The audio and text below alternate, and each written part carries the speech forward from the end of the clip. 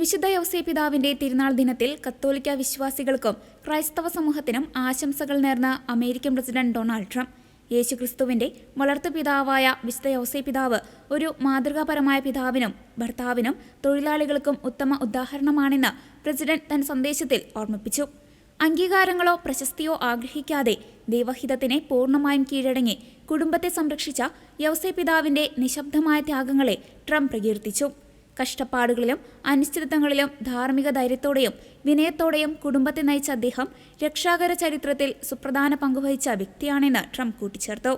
അമേരിക്കയിലെ Italian American സമൂഹങ്ങളിൽ വിശുദ്ധ യൗസേപ്പിതാവിനുള്ള വലിയ പ്രാധാന്യത്തെക്കുറിച്ച് വൈറ്റ് ഹൗസ് പ്രത്യേകം പരാമർശിച്ചു. ലോകം മുഴുവനുമുള്ള ജനങ്ങൾക്ക് വിശുദ്ധ യൗസേപ്പിതാവിനോടുള്ള ഭക്തിയെക്കുറിച്ച് അദ്ദേഹം എടുത്തു പറഞ്ഞു.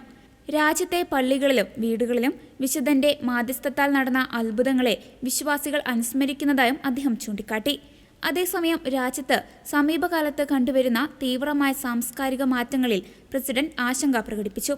യുവാക്കളെ തീവ്രവാദവും വിദ്വേഷവും പഠിപ്പിക്കുന്നതിന് പകരം വിശ്വാസം സ്വീകരിക്കാനും വിവാഹിതരായി കുടുംബം തുടങ്ങാനും അവരെ പ്രോത്സാഹിപ്പിക്കണം. ദൈവഭയമുള്ള ഒരു തലമുറയെ വളർത്തിയെടുക്കുകയാണ് നമ്മുടെ ലക്ഷ്യമെന്ന് ഡൊണാൾഡ് ട്രംപ് പറഞ്ഞു.